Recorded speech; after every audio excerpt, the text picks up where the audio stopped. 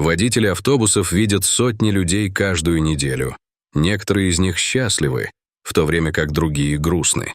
Есть те, кто выглядит так, будто они всегда в спешке, в то время как другие выглядят рассеянными и потерянными. Среди всех этих людей у водителей автобусов есть группа, которую они называют своими постоянными клиентами. Это люди, которые каждый день ездят на работу или в школу. Тим Уотсон – один из таких водителей автобусов. Он обращает внимание на людей, которые садятся в его автобус и выходят из него.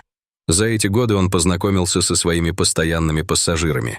Он знает, где они останавливаются, и привык к их распорядку дня. Некоторые из них даже стали его друзьями. Когда они садятся в автобус и выходят из него, у них обычно завязывается короткий разговор. Тим часто говорит им простые вещи, такие как «берегите себя» или «наслаждайтесь своим днем». В ответ они также желают ему безопасности на дороге. И так каждый день, до самого утра. И вот водитель автобуса вынужден вызвать службу спасения 911 из-за маленького мальчика, который посмотрел себе под ноги. Прежде чем мы начнем, не забудьте нажать кнопку «Мне нравится», подписаться на наш канал и нажать колокольчик для получения уведомлений о новых потрясающих видео. В тот день Тим ехал по своему обычному маршруту. День складывался удачно, и он старался работать как можно слаженнее.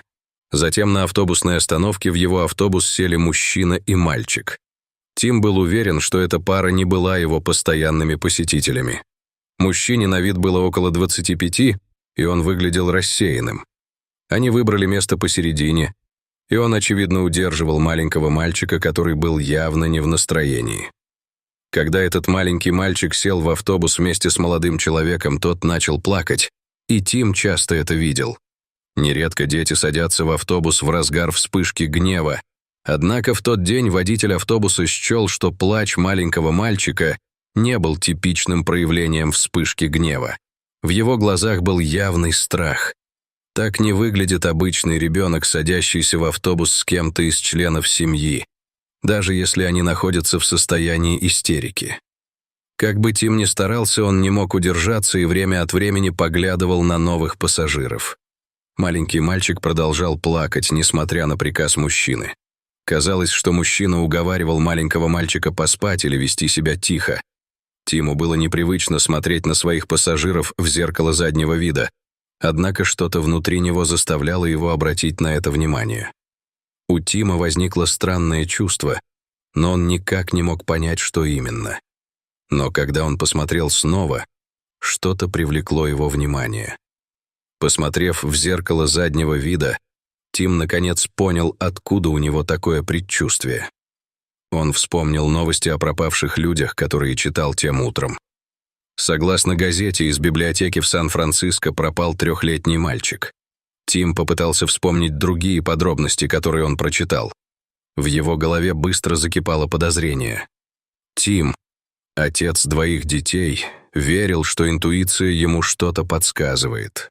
Маленький мальчик в его автобусе, возможно, и есть тот, кого разыскивает полиция. Однако он понимал, что может и ошибаться. Поэтому он попытался вспомнить другую ценную информацию, указанную в заявлении о пропаже человека. К счастью для него, его разум работал. На пропавшем 3-летнем мальчике была синяя рубашка, клетчатые шорты и красные кроксы. В этот момент Тим представил, что чувствовали родители мальчика, не зная, где находится их сын. Он начал думать о своих детях, оставшихся дома, и о том, что бы он почувствовал, если бы кто-то из них пропал. Вспомнив подробности из газеты, Тим подумал о том, как бы ему получше рассмотреть мальчика, чтобы убедиться в этом. Он не мог просто остановить автобус и встретиться с этим человеком лицом к лицу. Ему нужно было подумать и о других пассажирах. Был ли мальчик пропавшим или нет, Тим не хотел предупреждать мужчину о своих подозрениях. Если это действительно было похищение, он не хотел спугнуть мужчину. Он продолжал ехать в обычном темпе и подавил желание посмотреть в зеркало заднего вида. В этот момент взгляд мужчины стал настороженным, и ему показалось, что ему не терпится выйти из автобуса. В любой момент мужчина мог передумать и выйти из автобуса вместе с мальчиком. Казалось, никто из пассажиров ничего не заметил. Они были заняты своими делами. Тим понимал, что времени у него в обрез. Он смотрел на дорогу и пытался успокоить свои мысли. Затем, словно получив ответ свыше, он понял, что именно ему следует делать. Чтобы все выглядело как можно более обыденно, Тим объявил пассажирам в автобусе, что один из пассажиров, который ехал в автобусе ранее, оставил зеленый рюкзак. Он сказал, что прежде чем они отправятся на следующую остановку, ему нужно сначала проверить автобус. Тим даже притворился, что водитель, оставивший рюкзак, был непреклонен в своем желании узнать, находится ли он все еще в автобусе. Затем, стараясь выглядеть как можно более непринужденно, он встал и начал поиски. Тим вежливо попросил всех пассажиров заглянуть под сиденье. Когда он добрался до того места, где сидели мужчина и маленький мальчик, ему удалось хорошенько разглядеть мальчика. Как и ожидалось, мальчик, который устал плакать, был одет в синюю рубашку, клетчатые шорты и красные кроксы, точно такие же, как на пропавшем мальчике из новостей. В этот момент Тим был уверен, что это тот самый маленький мальчик, о котором он слышал. После обыска Тим небрежно вернулся на свое место и обдумал следующий шаг, который ему следовало предпринять. Он знал, что пытаться справиться с ситуацией в одиночку было бы не очень хорошей идеей, поэтому придумал план получше. Мужчина и мальчик сидели в середине автобуса, и двигатель работал достаточно громко, чтобы не было слышно тихих звуков. Более того, они смотрели в окно, и мальчик, очевидно, устал от своих истерик. Дрожащими руками Тим дотянулся до телефона и набрал номер.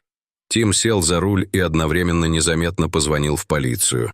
Он сказал им, что в его автобусе был мальчик, который подходит под описание пропавшего мальчика. Полицейские на другом конце провода четко проинструктировали Тима, что делать. Он внимательно выслушал план.